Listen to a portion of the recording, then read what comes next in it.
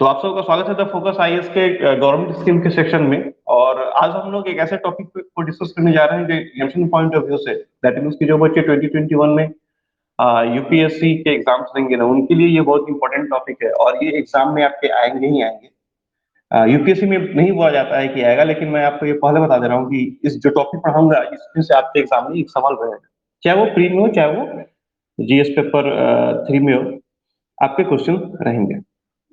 तो क्या है टॉपिक, क्या है इस पर डिस्कस करेंगे, लेकिन उसके पहले कुछ बैकग्राउंड की बात करते हैं। तो सबसे पहले ये देखिए कि आपने देखा होगा कि बहुत बहुत जगहों पे इंडिया में तकरीबन 2-3 राज्य ऐसे हैं जहां पे गर्मी के दिनों में ना टैंकर से पानी भेजी जाती है पीने के लिए। सुना है आपने कभी टैंकर से पानी जाता है पीने के लिए?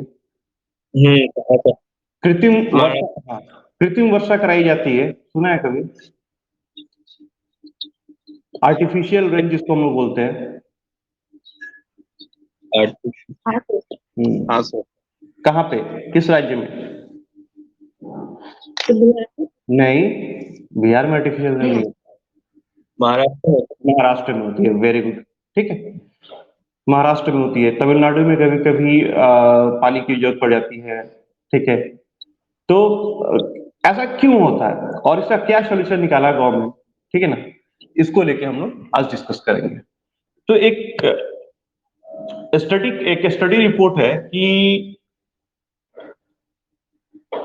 80% जो डोमेस्टिक सप्लाई है पानी का, ठीक है ना, वो ग्राउंड वाटर है अपने इंडिया में, ठीक है ना। Study report that almost 80% of the ground of the domestic water supplies both in rural in urban area are the ground water. और आपको जान के आश्चर्य होगा कि वर्ल्ड बैंक ने एक रिपोर्ट जारी किया है, ठीक है ना, और उस रिपोर्ट में कहा है कि पूरे वर्ल्ड में 25% ग्राउंड वाटर जो है, ठीक है ना, वो डार्क जोन में जा रहा है और उसके पीछे जो है इंडिया जिम्मेवार है। अभी डार्क जोन क्या होता है? Ground dark zone, ground water dark zone क्या होता है, समझिए इस बात को। बेटा, पानी जो हम लोग निकालते हैं, जमीन के नीचे से जो पानी निकालते हैं, तो आपने सुना होगा ना कि कहीं पे 20 फीट पे पानी अवेलेबल है, कहीं 30 फीट पे अवेलेबल है, कहीं 70 फीट पे अवेलेबल है, कहीं 120 फीट पे अवेलेबल पानी। सुना है ऐसा कभी? नहीं सुना। जैसे जैसे मैं अभी आसाम की बात कर रहा हूँ, तो आसाम में बेटा 20 से 30 फीट के बीच में पानी चला आता है। ओके, पानी आता है, मतलब आपका वो ड्रिंक वाला पानी नहीं आता है, ड्रिंकेबल पानी नहीं आता है, केवल पानी आता है, ठीक है ना। लेकिन जब हम 70 फीट पे जाएंगे तो वो जो पानी होता है वो पानी अच्छा होता है। आपने देखा होगा ना कि पानी जो होता है, पानी में आयरन की मात्रा अधिक होती है, ठीक है। वो क्या होता है बेटा कि जितना जल्दी पानी मिलेगा, लेवल जो पानी का जितना जल्दी ऊपर होगा ना, ठीक है ना, उतना ज्यादा आयरन होगा पानी में, और जितनी गहराई में हम जाएंगे ना उतना आयरन हमारे यहाँ कम होगा पानी में। तो डार्क जोन बेसिकली क्या होता है कि अभी व्यक्ति या कोई भी आदमी या कोई भी कंपनी या कोई भी, जैसे किसान वगैरह क्या होते हैं ना, वो पंपिंग सेट लगा देते हैं गांव में, और पंपिंग से लगा के क्या करते हैं, पानी खींचते हैं। और करते क्या है कि छोटा पंप, मतलब छोटा एरिया में पंपिंग, मतलब 30 फीट पे या 40 फीट पे क्या करते हैं, वो पंपिंग सेट लगा देते हैं। उतना नीचे पाइप जाता है 40 फीट नीचे, और वहां से क्या करते हैं, वो पानी। अब 20 साल 25 साल उन्होंने 20 फीट से पानी निकाल लिया। अब धीरे धीरे क्या होगा ना, उस जगह पे पानी की कमी होने लगेगी जमीन के नीचे, क्योंकि रिसोर्सेज जो है वो लिमिटेड है। तो धीरे धीरे क्या होता है कि फिर वो पानी की गहराई वहां पे और बढ़ने लगती है। मतलब जो पानी पहले 30 फीट पे अवेलेबल था, वो पानी अब 40 फीट पे अवेलेबल होने लगता है, 50 फीट पे अवेलेबल होने लगता है, ठीक है। तो अब जो 20 फीट का जो 20 फीट पे जो पानी अवेलेबल था, वो ग्राउंड वाटर डार्क जोन था, ठीक है, मतलब वहां पे पानी नहीं मिलेगा। अभी तुम सोचो, इस चीज को दिमाग में सोचो कि अगर मान लो कि मिट्टी के नीचे, क्योंकि मिट्टी के नीचे पानी है और उसी पे मिट्टी है, उसी पे हम लोग हैं, अगर वहां से पानी हट जाएगा तो क्या होगा, वहां पे मिट्टी धंसने का चांसेस रहेगा। हाँ।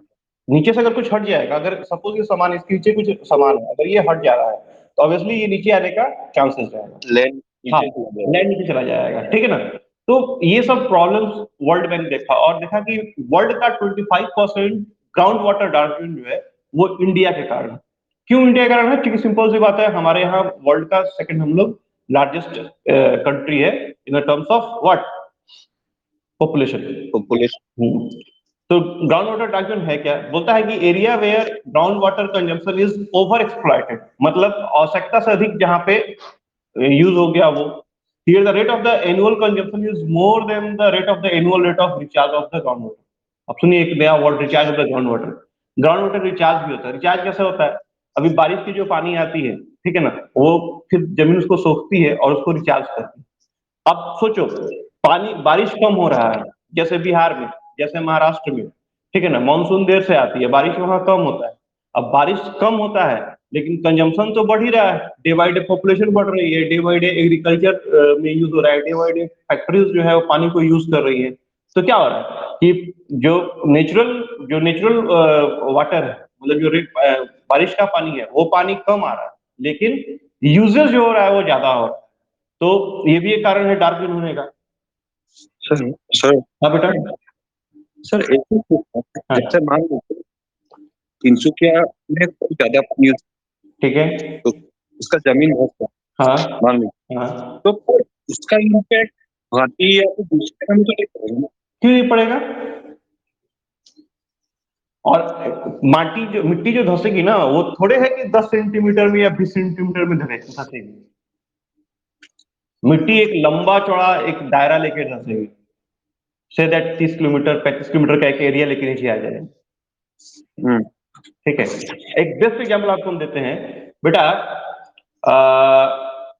अंडरग्राउंड डार्क जोन की बात नहीं है, एक समझो डार्क जोन, एक दूसरे तुम समझो ब्रह्मपुत्र नदी। अभी जो अपना गुइजे में वहां गए हैं आप लोग कभी? हाँ सर। वहां कटाव कितना आगे आ गया, देखा है कभी? कटाव में आसानी क्यों होती है? क्योंकि वहां की मिट्टी जो होती है ना, सिंपल सी बात है ना, वहां की मिट्टी को पानी अपने फोर्स के साथ लेके चला जाता है। लेकिन कहीं ना कहीं तो वो एडजस्ट होता होगा कि नहीं एडजस्ट होता है? हाँ सर। यहां से लेकर बंगाल की खाड़ी में जाने तक कहीं ना कहीं तो एडजस्ट होता है। हाँ, ये तो है सर। हाँ, सिंपल सी बात है। ठीक है, आएंगे उस पर भी हम लोग आएंगे, देखते हैं हम। बोलते हैं the government kept record of the such dark zone in the state and the country. Government जो है वो क्या करती है, अपना इस पे रिकॉर्ड, मतलब रिकॉर्ड बना के रखती है, और ये time to time state government. देखिए पानी जो है ना, वो स्टेट गवर्नमेंट की जिम्मेवारी है, सेंट्रल गवर्नमेंट की जिम्मेवारी नहीं। ठीक है, जब आप लोग पॉलिटी में पढ़ेंगे तो उसमें आप पढ़ेंगे, पानी जो है वो राज्य सरकार की जिम्मेवारी। तो स्टेट गवर्नमेंट क्या करती है, रिपोर्ट क्रिएट करती है, और फिर क्या करती है, उसको सेंट्रल गवर्नमेंट के साथ शेयर करती है, और फिर सेंट्रल गवर्नमेंट उस पर काम करती है। लेकिन साथ ही साथ वर्ल्ड बैंक और यूएनओ भी इस पे नजर रखती है। तो ये जो इंडिया का अंडरग्राउंड वाटर प्रॉब्लम है, इसको ठीक करने के लिए हमारे माननीय प्रधानमंत्री श्री नरेंद्र मोदी जी ने बहुत अच्छा स्कीम लॉन्च किया था, जिस स्कीम का नाम कोई बोल पाएगा? जरूर बिल्कुल। जीवन नहीं, जीवन जल अलग का नहीं होगा, अटल भूजल योजना। अटल भूजल Yes, अटल भूजल योजना। ठीक है, और जल जीवन मिशन जो है वो अटल भूजल योजना से जुड़ा हुआ एक मिशन। ठीक है, मिशन है, मिशन अलग चीज होता है, योजना अलग चीज होती है। मिशन कहने का मतलब एक टारगेट दिया गया है, वो काम करना। ठीक है, तो अटल भूजल योजना, ठीक है, जिसमें एक हिस्सा है जल मिशन योजना। नहीं, ओके। तो ये जो जल जीवन मिशन जो इसके इसके साथ मतलब है, समझ लीजिए कि अटल भूजल योजना मेन हो गया, और जल जीवन मिशन जो है वो इसका एक सब्सिडरी पार्ट हो गया। जल जीवन मिशन अलग चीज है, अटल भूजल भूजल योजना से अलग चीज है जल जीवन मिशन। जल जीवन मिशन है कि जो ड्रिंकिंग वाटर है वो लोगों तक पहुंचाना, हर घर तक पहुंचाना। ठीक है, तो हर घर नल करके एक स्कीम चला था बिहार में, आसाम में भी चला है कि हर घर, हर घर। यस, तो ये जल जीवन मिशन का एक पार्ट है। ठीक है ना? तो जो उसका पेरेंट ये योजना है, मिशन है, वो है अटल भूजल योजना, जो मिनिस्ट्री ऑफ जल शक्ति के अंदर लॉन्च किया है। अच्छा, मिनिस्ट्री ऑफ जल शक्ति भी बिल्कुल नया बना है, पता है आप लोगों को? हाँ, तीन तीन मिनिस्ट्री। वेरी गुड, 3 मिनिस्ट्री को मिला के, हाँ, 3 मिनिस्ट्री को मिला के मिनिस्ट्री ऑफ जल शक्ति बना है, ये मोदी साहब ने बनाया है और नीति आयोग के अनुसार बनाया है। तो अभी आते हैं उस पर, हम डिस्कस करेंगे बाद में। और ये देखते हैं कि जो लॉन्च अंडर मिनिस्ट्री ऑफ जल शक्ति है, एंड कब लॉन्च किया गया। अब देख बेटा, नाम है अटल, तो अटल जी का जन्म कब मनता है, जन्म दिवस? 25 दिसंबर, वेरी गुड। तो लॉन्च किया गया 25 दिसंबर 2019 को, 25 दिसंबर 2019 को ये लॉन्च किया गया। ओके, और क्या था? तो बोलता है कि Atal Bhujal Yojana aims to improving ground water management through community, ठीक है ना, participation in the identifying priority areas in the 7 states. देखिए 7 स्टेट्स में बताऊंगा आगे, 7 स्टेट कौन कौन से हैं। बेसिकली स्टार्टिंग में मतलब फर्स्ट फेज में ये बताया गया कि जल भूजल योजना जो है वो 7 स्टेट में लागू किया जाएगा, और 7 स्टेट वैसे स्टेट्स जहाँ पे पानी जो है वो बहुत कम अवेलेबल है, जहाँ पे पानी को लेकर बहुत दिक्कत होती है, ठीक। और वहां पे ग्राउंड वाटर क्राइसिस मतलब धीरे धीरे बढ़ रही है। और ये जो 7 स्टेट्स है ना, ये इंडियन गवर्नमेंट ने अकेले डिसीजन नहीं लिया, ये यूएनओ के साथ और फिर वर्ल्ड बैंक ने इस पर भी अपना जो रिपोर्ट दिया था उसको देख के ये 7 स्टेट को फर्स्ट में चूज किया है। और 7 स्टेट में 78 डिस्ट्रिक्ट है और 8350 ग्राम पंचायत को लेकर, ठीक है ना, ये आपको जल भूजल योजना फर्स्ट फेज में शुरू की गई, ठीक है। अब 7 स्टेट्स कौन कौन से हैं? तो 7 स्टेट्स जो है, अगर आप इंडिया के मैप को अगर देखोगे ध्यान से, ओके एक सेकेंड,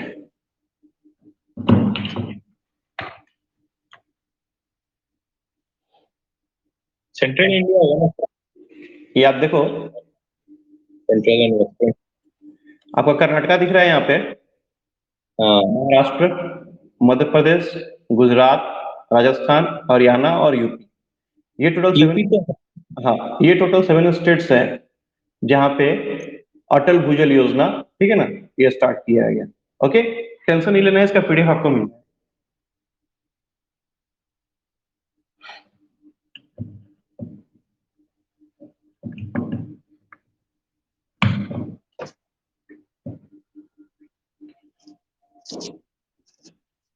ठीक है, तो बोलता है कि अटल भूजल योजना जो है, या अटल जल योजना कहो, अटल भूजल योजना कहो, या जल जीवन मिशन, जल जीवन मिशन एक पार्ट है, ठीक है ना, अटल भूजल योजना बेसिकली ये क्या किया गया है कि ग्राउंड वाटर को कैसे इंप्रूव किया जाएगा, ठीक है। ग्राउंड वाटर में दो चीज आ गया, एक तो खेती के लिए अलग से आ जाएगा और पानी ड्रिंकिंग वाटर भी एक इंपॉर्टेंट फैक्टर होता है, कैसे किया जाएगा। और इसके लिए उन्होंने क्या किया कि 7 स्टेट्स को आइडेंटिफाई किया। 7 स्टेट्स क्या कहते हैं? गुजरात, हरियाणा, कर्नाटक, मध्य प्रदेश, महाराष्ट्र, राजस्थान और उत्तर प्रदेश। अगर आप देखोगे तो आपका इंडिया का कौन सा पार्ट?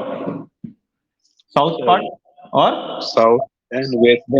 ठीक है, और एक खाली अपना नॉर्थ में यूपी चलाता है। और इसमें टोटल 78 डिस्ट्रिक्ट हैं और 8350 ग्राम पंचायत हैं। ग्राम पंचायत इसलिए इंपॉर्टेंट है क्योंकि इस योजना को लॉन्च करने के लिए ये बनाया गया कि ग्राम पंचायत लेवल पे इस पे काम किया जाएगा, और जो गांव की मुखिया है या गांव के जो सरपंच है उनकी भागीदारी इसमें सबसे ज्यादा इंपॉर्टेंट मानी गई। ओके, तो बेसिकली क्या है कि ग्राम पंचायत को ज्यादा इन्वॉल्व किया गया है। ये एक पहला ऐसा स्कीम होगा जो स्पॉन्सर्ड बाय सेंट्रल गवर्नमेंट है, लेकिन वर्क कंप्लीटेड बाय ग्राम पंचायत है। सोचिए, सबसे बड़ी इकाई इंडिया का अगर काम करने में कार्यपालिका में आएंगे तो सेंट्रल गवर्नमेंट है, और सबसे छोटी इकाई क्या होती है? पंचायत है। तो जो इस स्कीम को जो लॉन्च किया गया है, इसमें जो सबसे बड़ी इकाई है जो पूरे प्रोजेक्ट को फाइनेंस कर रही है, जो पूरे प्रोजेक्ट में लोगों को सपोर्ट करेगी, ठीक है, जो प्रोजेक्ट कैसे इंप्लीमेंट होगा उसके बारे में बताएगी, ये काम करेगा आपका सेंट्रल गवर्नमेंट। और जो सबसे छोटी इकाई है ग्राम पंचायत, वो क्या करेगी? इसको फील्ड पे उतारेगी। ओके, अब आओ फंडिंग। तो अटल जल योजना में टोटल 6,000 करोड़ रुपीज इन्वेस्ट हो रहा है, 6,000 करोड़ रुपया इन्वेस्ट हो रहा है, जिसमें से 3,000 करोड़ रुपया वर्ल्ड बैंक दे रही है और 3,000 करोड़ रुपया सेंट्रल गवर्नमेंट दे रही है, ठीक है। और मैंने आपको शुरू में बताया था कि पानी जो है, वाटर जो है, वो स्टेट का, वो राज्य का मुद्दा होता है, सेंट्रल का मुद्दा नहीं होता है। लेकिन क्योंकि क्राइसिस अगर 7 स्टेट्स में अगर ग्राउंड वाटर का क्राइसिस है तो ऑब्वियसली सेंट्रल को इसमें आना पाता है। तो 3,000 करोड़ रुपया कौन देगा? आपका वर्ल्ड बैंक देगी। 3,000 करोड़ रुपया आपका सेंट्रल गवर्नमेंट देगी, और जो वर्ल्ड बैंक देगी ना, उस पैसे को भी सेंट्रल गवर्नमेंट ही चुकाएगी, उस पैसे को स्टेट गवर्नमेंट को नहीं चुकाना है। सेंट्रल गवर्नमेंट ही उस पैसे को क्या करेगी? फिर वर्ल्ड बैंक को रीपे करेगी। क्लियर है?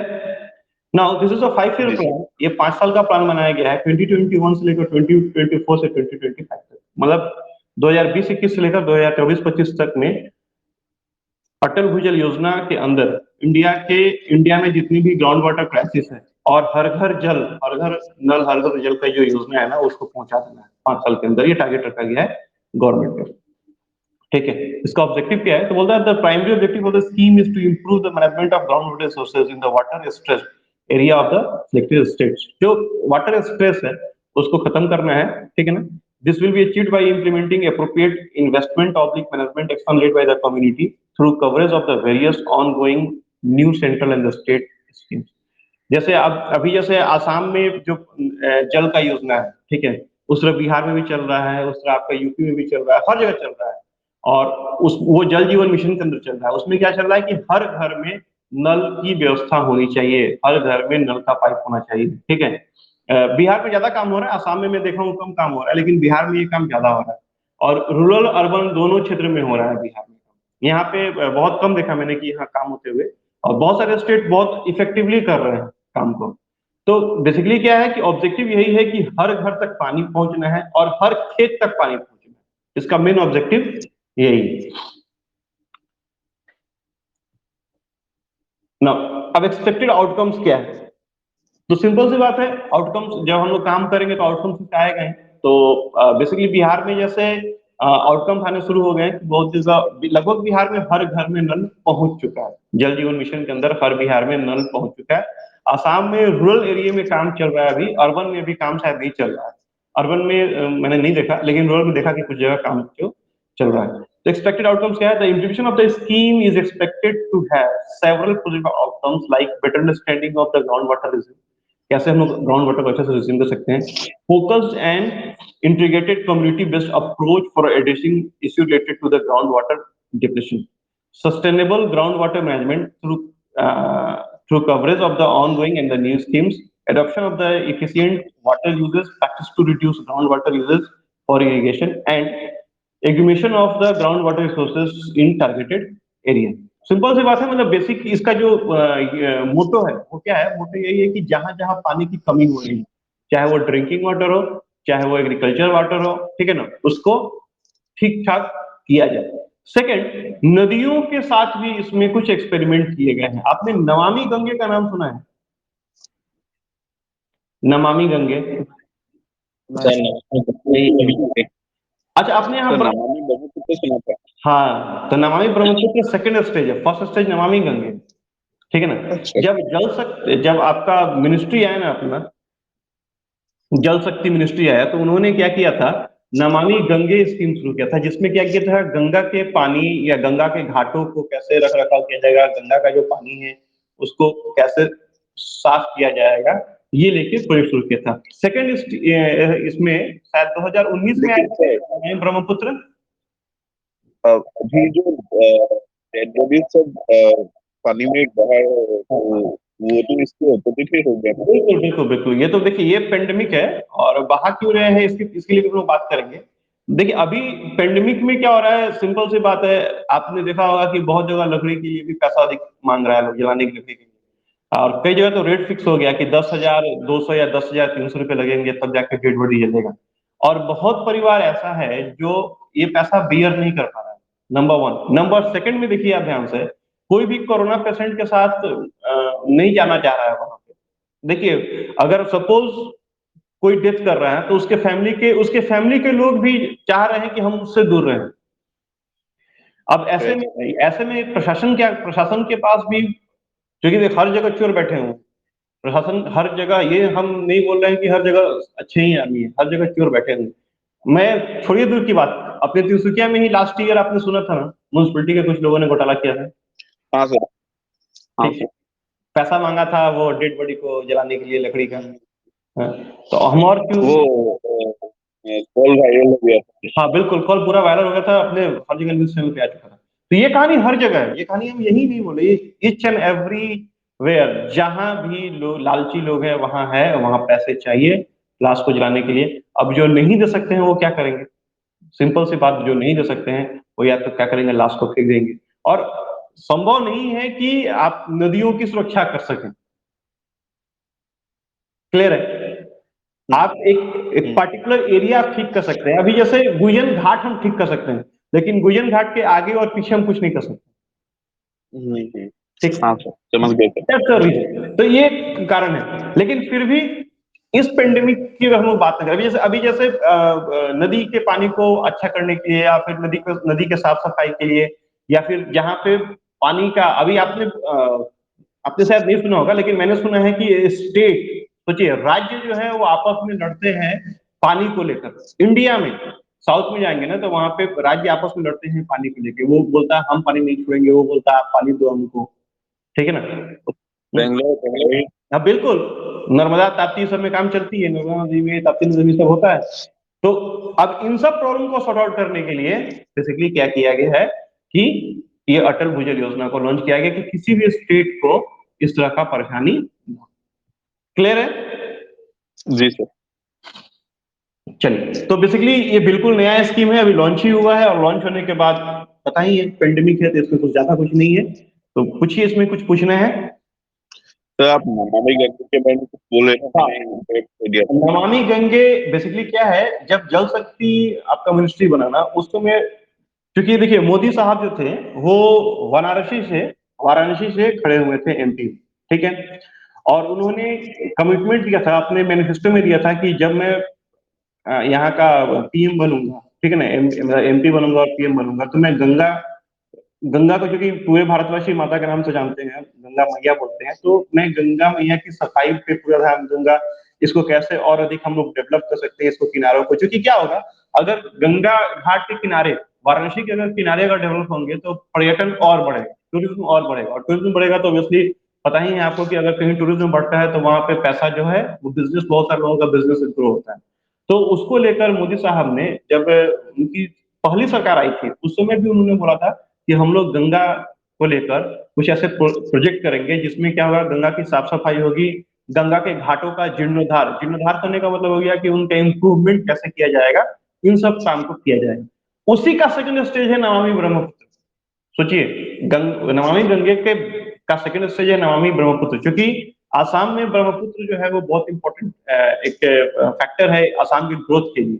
ओके, तो कैसे आसाम में ब्रह्मपुत्र को क्या किया जाएगा, ग्रोथ कराया जाएगा, इसको लेके नमामि ब्रह्मपुत्र स्कीम लाया गया था, जो शायद सेकंड टेन्योर में, बीजेपी के सेकंड टेन्योर में आया था ये।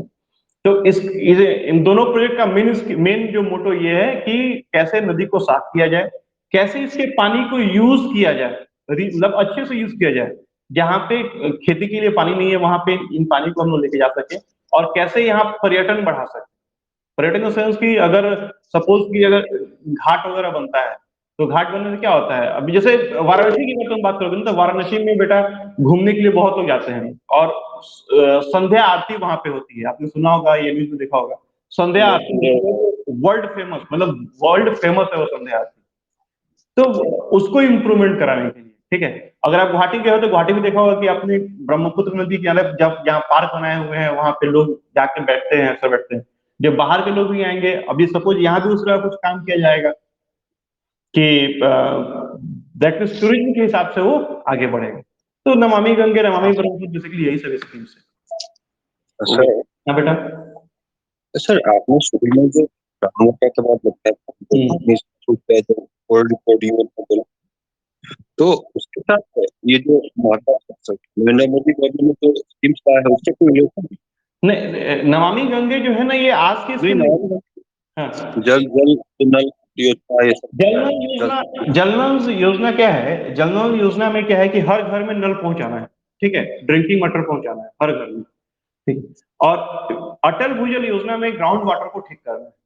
अभी ग्राउंड वाटर को ठीक करने के पीछे मेन मोटो क्या है कि जहां जहां पानी नहीं है, ये अंडरग्राउंड वाटर जोन जो है, उसको हम लोग उसके लेवल को ठीक करना है। अच्छा, लेवल ठीक कैसे होगा बेटा, जब जब पानी का स्टोरेज हो, और पानी के स्टोरेज के लिए कैनल, नहर जो होते हैं ना, वो खोदे जाते हैं, और मुख्य नदी से उसको जोड़ना होता है, समझे? तो अटल भूजल योजना में ऐसी स्कीम्स है कि जो मुख्य नदियां हैं, जितनी भी मुख्य नदियां हैं, उनसे उनमें उनमें कैनल लगा के हम लोग वाटर को स्टोरेज करें। अच्छा।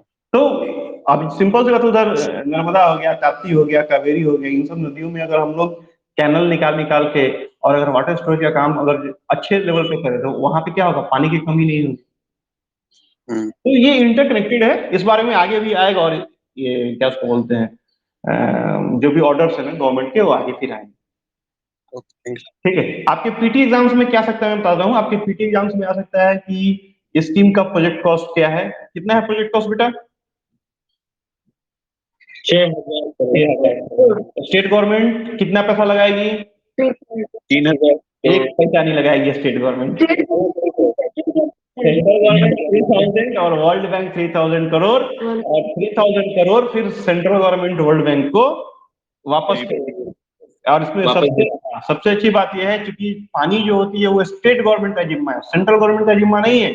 लेकिन ठीक है ना, जब एक मास लेवल पर अगर क्राइसिस होती है तो उसको स्टेट गवर्नमेंट नहीं, उसको सेंट्रल गवर्नमेंट हैंडल करती है। ठीक है, हाँ सर। चल, तो ये है आपका अटल भूजल योजना, ठीक है ना। और ये आपके एग्जाम्पल पॉइंट ऑफ व्यू से बहुत ही इंपॉर्टेंट है, ये आपको मैं क्लियर कर रहा हूं कि आपसे एक सवाल चाहे प्रीलिम्स में चाहे मेंस में इस योजना से आ रहा है, ठीक है ना, ये कंफर्म है। ओके, अब आइए सेकंड योजना पे।